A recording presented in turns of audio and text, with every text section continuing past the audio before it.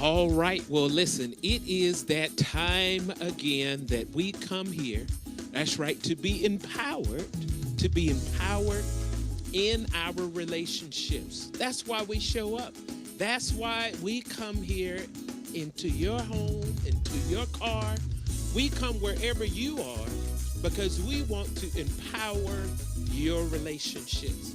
So listen, you're not here by coincidence. You're not here by happenstance. Now listen, you may have been here because somebody has invited you. That's right, listen, somebody has invited you. And so that's the reason why we talk about doing that right now. Listen, this is the time and the space and a place where, listen, we begin to invite people into this opportunity. That's right, the opportunity to empower, strengthen their relationship. Now listen, if they're in relationship with you, you want them here. Listen, you don't want to just get better by yourself. You want to get better with other people who are going to get better with you. And because they're going to get better with you, then listen, we want to make sure that we're doing everything we can to bring them into this space and place. So listen, let us go ahead. If you're on YouTube, and share the link. If you're on YouTube, listen, you can go ahead and share the link. If you're on Facebook, listen, you can go ahead and start that watch party so that, listen, they can know that, listen, this is the space and place to go ahead and be empowered. And so, listen, I thank you right now for taking the opportunity to do just that, to be able to invite those persons. Listen, if you're on YouTube, I want to make sure that, listen, you are, listen, sharing the link. That's right. Listen, if you're on YouTube, I want to make sure that you're sharing the link. I want to make sure that you're subscribing to the channel by hitting the subscribe button, hitting that bell icon. Listen, if you're on Facebook, I want to make sure that you like our page. Make sure that you're following us. You may be watching this on a watch party because that's how we invite and bring people to this space and place. But listen, after that watch party, come on over to Life Empowerment Church page on Facebook and go ahead and follow us so that you can get the notifications when we go live and you can be aware of when we're going to come to empower you again in your relationships. And so listen, I want to say to you right now that, listen, if you're going to have questions in this segment, in this time, if you're going to have questions, then listen, I need for you to either come to the YouTube channel or I need for you to come to our Facebook page, because I will only see those that are right here on the page itself. I don't see those on those watch parties. And so listen, this is the reason why, if you're going to ask questions, and we answer questions in real live time. And so if you're going to do that, listen, I just need for you to go ahead and come on over and ask those questions so that we can answer those in real time. And so we're here today, listen, on part 5 of our series talking about dangerous expectations in relationships. That's right. Listen, we're on part 5. I really thought last week that this would kind of be the end of this, but there was some information, there's some research that I came across, and I thought, you know what? Let's cover that under these dangerous expectations. And then, you know, unless there's more insight, more knowledge, more information that we have, then, hey, next week, we'll be bringing this to a close, and we'll be going into something new the following week. And so, listen, as we are here in this space and place talking about dangerous expectations in relationships, listen, here's what I want you to know. Whether you're looking to improve a love relationship, a romantic relationship, a marriage, whether it is a family relationship, cousin, it's a sibling, it's something more immediate.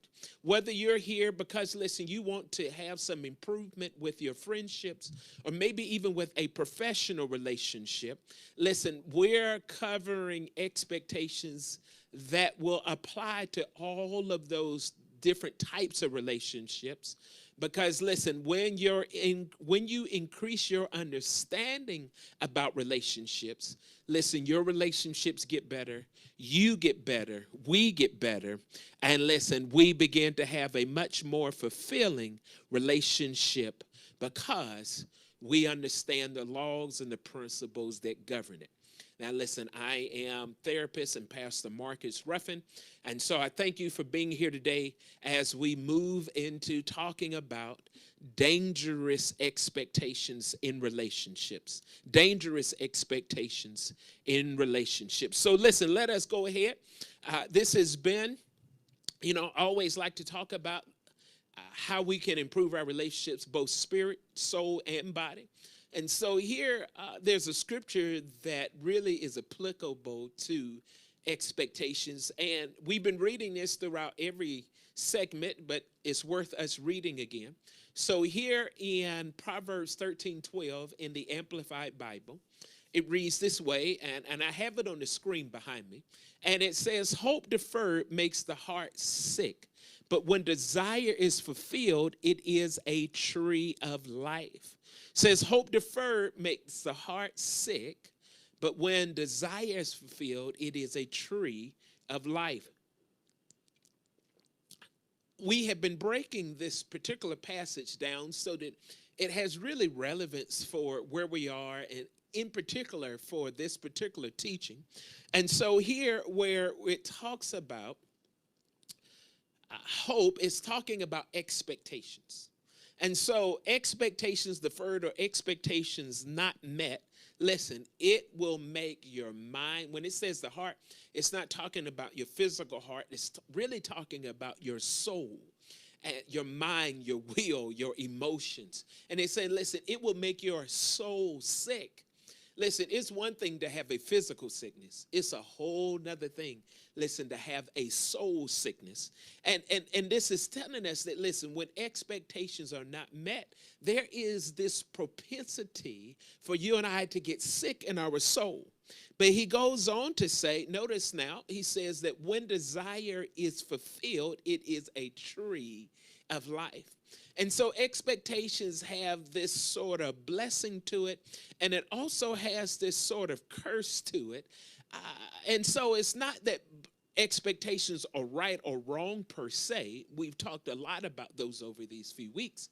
But it is the reality of understanding our expectations so that they are in harmony with the relationship that we are utilizing expectation towards. And so here, as we move forward, we have said this particular nugget throughout this time, and it's important that you and I constantly have this reiterated, because we do not have this so much so that it is first nature. And that is this: unexamined expectations are the seeds of trouble and conflict. Notice, not expectations, unexamined expectations. Because as we've said throughout this time, listen, there is no way for you and I to be in relationship and to not have expectations. There is no such thing as having an expectation or having a relationship without expectations. And so the principle is that you and I have to examine these expectations. When we don't examine these expectations, these unexamined expectations lead to preconceived ideas. And when we read the passage that expectations not met makes the heart, makes the soul sick, what happens is that when we're not examining these expectations, it's like drinking poison hoping the other person gets ill. We sometimes do not recognize how we can self-sabotage our own soul because we haven't really examined these expectations. And so we set ourselves up for failure. We set the relationship up for failure. And therefore, this is why you and I have to be able to recognize that we have to examine our expectations. You and I have to examine them. Nobody else is going to examine them for us. It is our role, our responsibility. But here's something else I want you to think about. When you think about your expectations in a relationship, for a relationship. Doesn't matter what relationship we're referring to. Remember, professional, sibling, family, romantic, marriage. Doesn't matter, friendship. Doesn't matter what type of relationship. When you think about your when you think about your expectations, are your expectations built solely around you? Or are your expectations about us? How many expectations do we have in our relationships that are really about both parties having a mutual satisfaction, both parties having a level of fulfillment? Or are our expectations mainly, maybe not solely, but mainly about us having fulfillment, us having pleasures, us having satisfaction? And when we sometimes think about our expectations, I would say that there are times, some more often than not, that there are these expectations that are really only about us, me, myself, and I. It's not about the us like the we, but it's about the me. And therefore, sometimes when we don't examine our expectations, we don't even recognize how self-centered our expectations can be, how selfish they can be, how much they are really geared towards me, me, me, me, me. And sometimes having that as part of the equation sets ourselves up for problems and conflict and soul sickness, because any relationship that is going to work has to have a portion and a degree that is about us. Yes, I need to make sure that I have interests that are being looked after, that are being considered. But it cannot be that this is solely about me more often than not if we are going to have a mutual, fulfilling, satisfying relationship. So I encourage you, examine your expectations and see whether or not they actually are about us. But listen, that's not what I want to talk about today. I want to really talk about this other type of expectation that can lead us into turmoil, and that is the misplaced expectation. That's right, listen, we're talking about the misplaced expectation. When I talk about the misplaced expectation, let's get something clear, or let's make something clear. To expect, right, is to regard someone likely to do or to be something. When we have expectations, there is this sense that we have. Now, before you go any further, hear me out. It is a sense that we have. Sometimes it's a knowing, sometimes it's knowledge. But there is this level of expectation or this level of regard that this expectation I have towards whomever is something that is likely to be done, or it is something that, or for it to be something. And the reason why I highlight that is because when we begin to talk about misplaced expectations, that in and of itself, this likelihood that this person is going to do or to be something, sometimes is what sets us up for failure. And let me just give you a few examples of where we could have misplaced expectations. Now, remember, it's not so much that the expectation is bad, but the expectation within the context of a relationship may be bad. Let me give you an example here, as you see on the screen behind me. Let's say you and I send a text message, or we send a message, right, an email to someone saying anything. Like I'm not trying to give you a context of, well, this, in a particular category. I'm saying you're sending a message saying anything to someone else. My question is, what do you expect? When you send that text, when you send that email, now, you may say, well, it all depends on what it's about. True. But even with that in the equation, there is still something that you are expecting. The reason why I say that is because there are times in which you and I send a message, email, text, or some other message, and we get nothing in return. You don't even know that they received the message. You don't know that they actually have read the message. And so, without some type of communication back to you, you don't know whether or not whatever you said, whatever you were communicating, actually landed. And so there's no acknowledgement. And the reason why I highlight this is because sometimes these misplaced expectations is simply because we have something in our mind that is not the same thing that is in the other person's mind. And remember, to expect something is to is to regard someone as to likely do or to be something. And so here we are sending a message, and you and I may be expecting, well, they're going to text us back. They're going to say something. Maybe we don't expect them to say anything. Maybe we sent it and we think, okay, I sent it. They got it. Hey, we're going to go forward. And I'm telling you that I have been on both sides. There was a time in which I would send a text message thinking I sent it. So, hey, whatever I sent, we're good to go. So if I'm expecting to meet you somewhere, you're going to be there because I sent you a text message.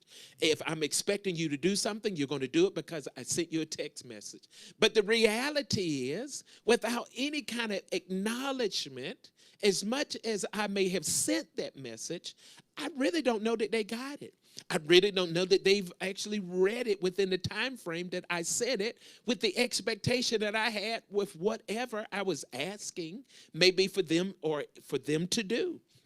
And sometimes what happens is that we have a misplaced expectation because we have something in our mind that is not in the other person's mind. And so therefore, in this example, when you send a text message and you may be thinking you're looking for acknowledgement, maybe you aren't.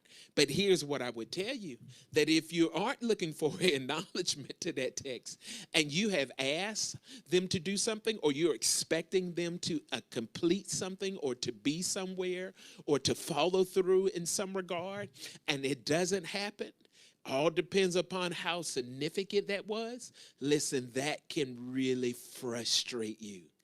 And I tell you, I've learned this by trial and error. I learned this because of conversations and challenges and problems. But here's the thing. I had a misplaced expectation because in my mind, my regard for this expectation was that they were likely to do. But sometimes they didn't likely to do because they never got it. But I thought they got it. And sometimes, whether we're talking about this in the form of a text message, sometimes this can come in other forms of messages and exchanges in relationships. And listen, this is nothing more than a misplaced expectation. Matter of fact, let me give you another example of a misplaced expectation. Let's say that you are saying, and once again, no context, but you are saying anything to anyone about how hurt you are. Have you ever been in a time where you were sharing some information, you were sharing something with someone, and you found out that this person wasn't even listening to what you were saying? You were sharing something, maybe something that was important, essential, the depths of your heart, only to find out that what you said, that it didn't really matter to them because they were distracted, they were involved in some other activity. And so the reality is that when we begin to share hurt, we are expecting something. My question is, what do you expect? See, you may be expecting some kind of sympathy. Maybe you're expecting a little compassion. Maybe you're expecting the person to give you some kind of understanding. But once again, this can be a misplaced expectation. This may be misplaced for a variety of reasons. Maybe the person doesn't have that kind of sensitivity to even know how to respond to you. Maybe they're not the type of person that has compassion or has developed compassion. And so even in their attempts to want to be sympathetic to you, the reality is that they don't really have that within their repertoire. And so therefore, listen, this can be a misplaced expectation, because remember, to expect something is to regard as someone to likely do or to be something. And sometimes we have misplaced expectations because we have expected something. We have a regard that they're going to likely do or to be something, and they don't have it. They don't have it within their tool belt. Here's another example that I want to share with you about a misplaced expectation. And these are just examples so that you can understand, when we talk about misplaced expectations, that you have some kind of wherewithal about how this has shown up or how this can show up in our lives. Because if we've lived long enough, been in relationships long enough, I promise you, we have had misplaced expectations, or we are going to have some misplaced expectations. Another example, let's say that when you're broken, you're shattered into what feels like a million pieces.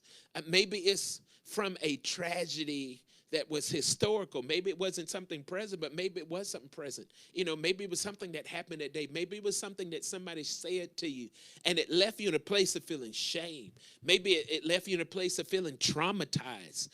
Maybe it's even in regards to some sort of chronic illness, and you're asking for help. What do you expect? Think about that for a minute. What do you expect?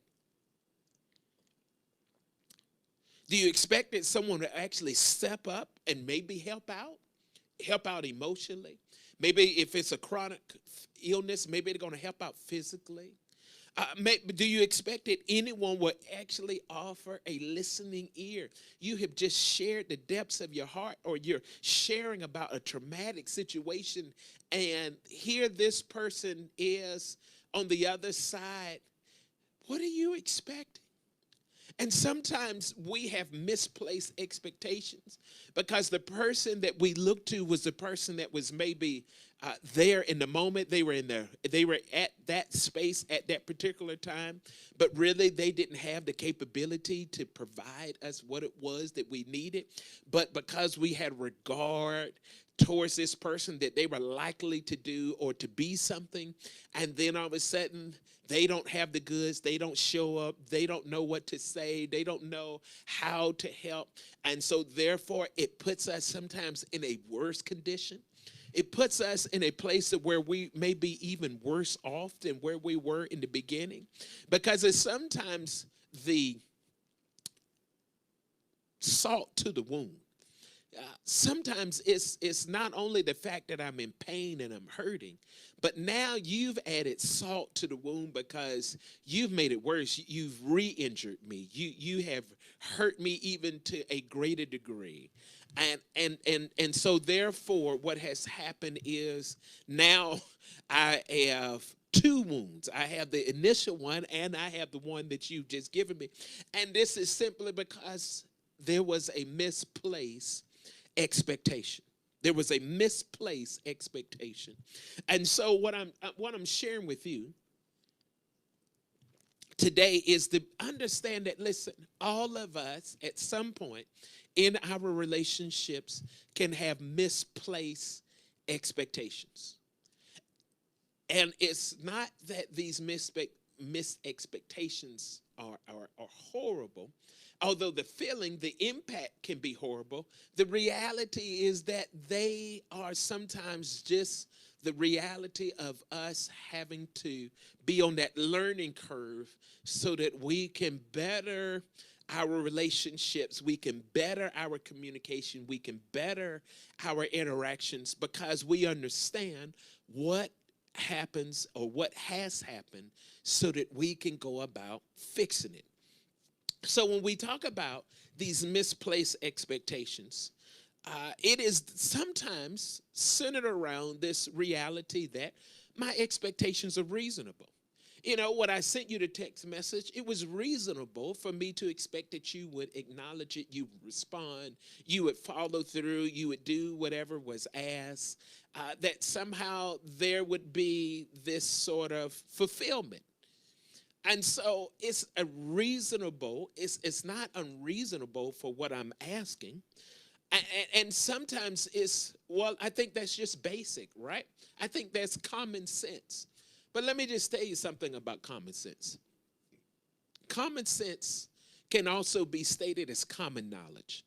And common knowledge is not always common. There are things that you and I have been exposed to. There are things that we've learned. There's information that we've gathered. And as much as that may be common for where that information was acquired, that doesn't mean that that is common for everyone. And therefore, sometimes what we call common sense is not always common sense because it's not always common knowledge. And so as much as we have these misplaced expectations, sometimes it's because we think that it's pretty basic, it's pretty simple. What I'm asking, what I'm expecting, what was required, that was reasonable. And the problem is sometimes it's reasonable to us, but it's unreasonable to them. And I want to really look a little more at that today, because when we find ourselves with misplaced expectations, what do we do next? What is the next thing that we need to kind of execute? What's the next thing that we need to do to be able to make this happen, to be able to really fix what has gone wrong? But let me say this. Sometimes with these misplaced expectations, isn't with the other person, it isn't with the relationship. Sometimes it's truly with us. And if we would take some time out to really be honest and to be truthful with ourselves, we would really step back and recognize, you know what? I had a misplaced expectation. Like, I didn't have to place that expectation there. If I just would have done a little homework, or maybe did a little assessment, or really just kind of sat back and thought about it and looked at it before I put my expectation out there. Let me give you an example. If a person has a history of not being there for us, then why, when we become ill or abused, do we expect that they will suddenly change and be there for us? Now, sometimes we are so needy, sometimes we're in such a desperate space and place that therefore we have now come to this sort of sense that, you know what, I'm just looking for the first person available. I'm taking, whoever responds first, because I'm in a rush sometimes. And the reality is that I had a misplaced expectation, because if I would have taken a little time out and thought a little more about that, I would have remembered this person has no history of being available. This person has no history of coming through. This person has no, and it's not that they don't necessarily have it, it's just that they haven't given that in this relationship, or they haven't given that lately in this relationship. Notice now, if a person says that they are a friend, yet has once showed up, once has not yet has once showed up to ever offer any friendship ever, sometimes for months, sometimes for weeks, sometimes for years, then why would we suddenly expect true friendship when we are truly in need? Now, really sit back and think about that. Now, I'm not trying to say that these are evil people. I'm not trying to say these are bad people. I'm not trying to say these are people to do you in. I'm not saying they're an enemy. I'm only highlighting what are the facts, what's the truth of their relationship with us. Think about this one. If a person is a family member, you know how we say that blood is thicker than water, right? And so if a person is a family member who has rarely shown any loyalty to you and I as a family, why do we make the assumption that family means diddly to them? Why? Is it simply because we're going off a tradition that really hasn't had any relevance in this relationship, really hasn't demonstrated any substance in this relationship. And sometimes what happens is that this person maybe had a history of doing that, but they haven't had a current status of doing that. And so we sometimes set ourselves up for failure because we have a misplaced expectation. A misplaced expectation. I'm looking to see whether or not there are any questions that we have here, because remember, this is a live segment, and so if you have questions, you can put those right there on the Facebook, or you can put those on the YouTube, so that we can answer those in real time. But we're talking about dangerous expectations in relationships. And remember, this is part 5, and I think that we will bring this segment or this particular subject to a close next week. But I want to talk to you about how do we have a replacement for misplacement expectations. Yeah, I know that sounds a little bit like a tongue twister, but I'm going to say it again. How do we have a replacement for a misplacement of expectations? Because as I said before, we're all going to get to that place. My goal is to help you to get there before it occurs. But the reality is that sometimes this is going to really be a insight. This is really going to be a revelation. This is really going to be an aha moment after the fact. But when we start seeing these things enough, and we start sometimes getting hurt enough, sometimes we then wake up and we begin to now recognize, okay, here's where I have to replace my misplaced expectation. So when we talk about replacing a misplacement or a misplaced expectation, we're not talking about necessarily getting rid of the expectation as much as we're talking about readjusting the expectation. And this is readjusting the expectation as it relates to the person, as it relates to this relationship, not necessarily my expectation, because my expectation may still be something that is needed. It's just that maybe this person, maybe in this time, in this space, is not going to be the one who's going to be able to help facilitate it. And so therefore, I'm not going to change my expectation, but I'm going to readjust my expectation as it relates to this person or these persons. And so one of the things I would say to you is that when you talk about misplaced expectations, is that often, here's what I would tell you, is that history is a good indicator of future behavior. I'm going to say that again. History is often a good indicator of future behavior. And what I mean by that is, you remember the examples I was giving earlier, and we were talking about how we have these misplaced expectations at various times. And what happens is that when we haven't looked at the history of what this person does or hasn't done, sometimes it's a matter of time. Sometimes the opportunity hasn't been there. Sometimes the relationship hasn't had enough history to where it can demonstrate what it is that I'm trying to assess in this regard. So sometimes there's that element, but there are other times in which the element is we've had enough time, we've had enough opportunities, we've had enough experiences, and the history has shown me that you can't be trusted in this regard. You can't come through. You don't follow through. You're not somebody that I can lean and depend upon or have this expectation fulfilled or met, because the history has shown me that this isn't something that you do for whatever reason. And sometimes if we just take time out to look a little bit at the history of what this person provides or doesn't provide, gives us enough information so that we don't have a misplaced expectation. See, listen, doesn't mean that this person was bad or evil. It just says, okay, here's where they are in their development. Here's where they are in their personality. Here's where they are maybe in their education. It's just simply an assessment.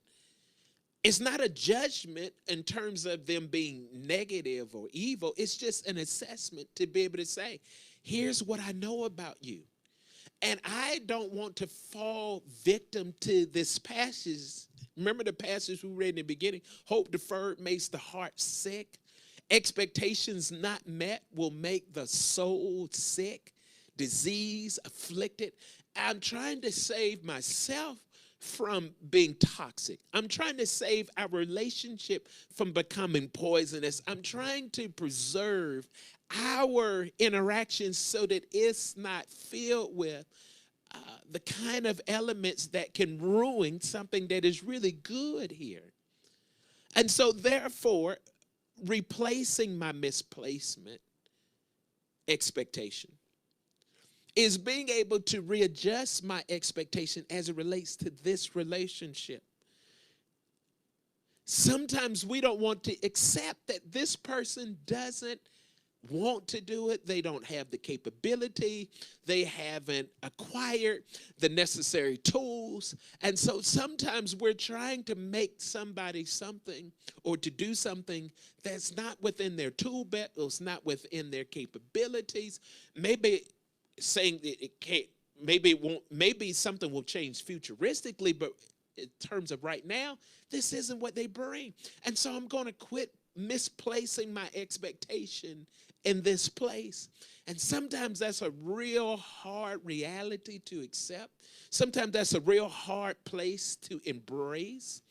But it is the thing that saves us from becoming ill on the inside, becoming toxic, becoming poisonous, becoming so frustrated and so mad and so upset that sometimes we cut people off simply because of their current status. It's not because they're bad. It's just that they don't have this. I need this. They don't have this. And the problem is we haven't vetted the person. Remember I said that history is a good indication of future behavior. So we haven't vetted them. Sometimes you got to give them the opportunity to demonstrate this before you can lean on them, before you can put trust there, before you can put dependability there. You've got to vet them. Now, we will vet professionals. You know, it's amazing how we vet people as it relates to our professional career. But when it comes to our personal lives, we don't always vet people. And you've got to vet them. And vetting them is not a bad thing. It is a great thing because it helps us to preserve what is good in our relationships. And when we don't do this, this is when we fall into all different types of expectations that come back to haunt us. And here we're talking about misplaced expectations. See, if I'm going to develop trust with somebody, that means that I'm going to give them the opportunity to demonstrate that they are trustworthy. I'm not going to give them the keys to my car. I'm not going to give them the issues in my life. I'm not going to just give them my heart all at once. What I'm going to do is start off with something small, see how they handle it. All depends on what I'm looking for. Is it them being responsible for my heart, knowing how to respond? Is it them being responsible with an asset that I'm entrusting them with? I've got to start somewhere. I've got to start with some people, because remember, you and I cannot do this life by ourselves. So with understanding misplaced expectations and all the other type of expectations that we've talked about, remember, you cannot do this life by yourself. So we're not saying just kick everybody out and I'm just going to be a hermit and I'm just going to be by myself. What we're saying is that I recognize that I've got to do some work here in my personal life so I can guard my heart. I got to do some work so that I can open my heart. I got to do some work so that I can have the kind of relationships that are mutually fulfilling, mutually satisfying. And that doesn't happen by coincidence. That doesn't happen by happenstance. That doesn't happen by accident. That happens because we do the work. But here, what we're talking about is understanding the work that we need to do so we're not just spinning our wheels, going nowhere, and just getting frustrated along the way, only to end up nowhere at the end of the day, feeling like it was all in vain. And so this is why I want you to understand, how do we have expectations that are replaced expectations versus the misplaced expectations, so that we don't change our expectations, we just readjust them for this relationship. There are some people I know that I can call on when I need to really pour my heart out and talk and really get some good feedback, get some constructive feedback. And there are some people I know I'm just going to get a negative report. I'm just going to get negative feedback. It's just going to just be so dimsel that it just feels like there's no life in what it is that I'm trying to discuss with them. I can't talk to them. But those same people, I may be able to pick the phone up or hang out with for other needs and for other exchanges. And so it's being able to know, how do I readjust my expectations, especially when there is a misplaced expectation in this relationship.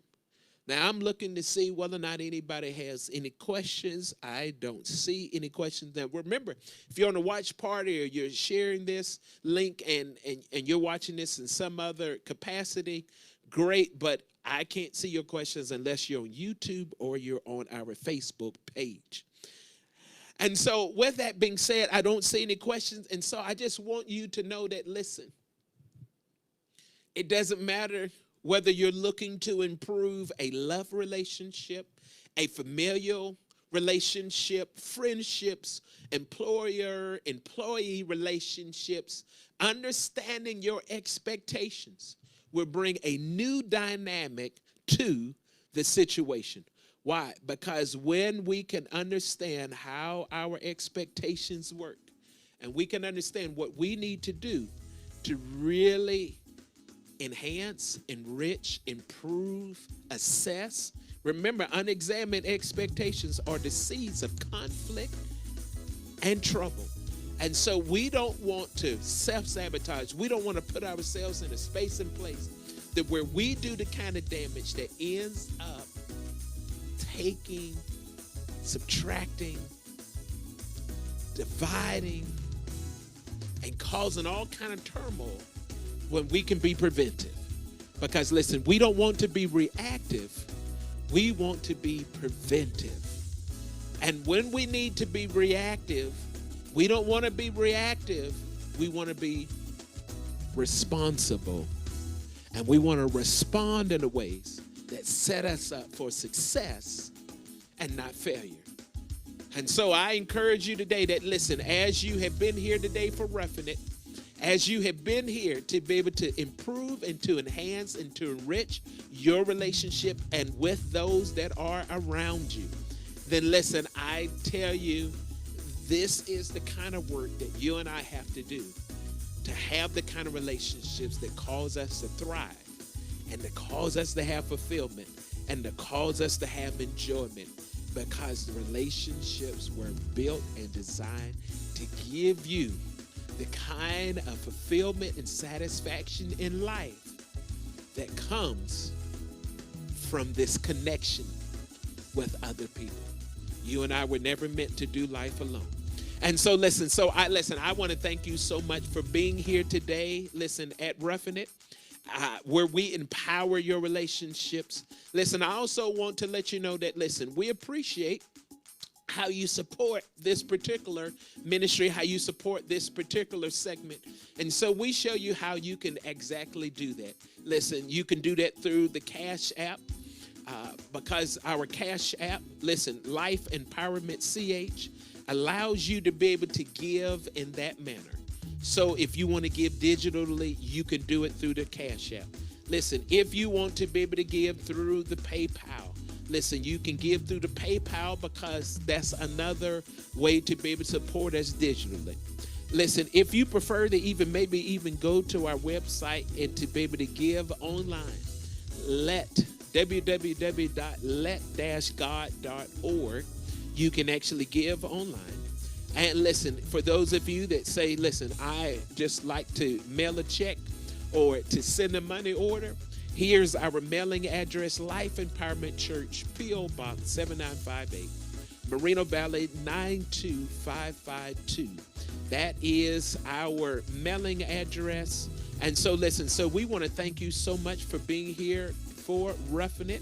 We want to thank you so much for being here to empower your relationships. We pray that, listen, this has been a time that has really empowered, impacted. And listen, share this after this is over. It'll be on our Facebook page. It'll be on our YouTube channel. You can share this with somebody because you know that this has helped you and you know that this can help them. And so, listen, thank you once again for being here. We'll see you again next Thursday for Ruffin' It as we talk to you about empowering your relationship. You be blessed.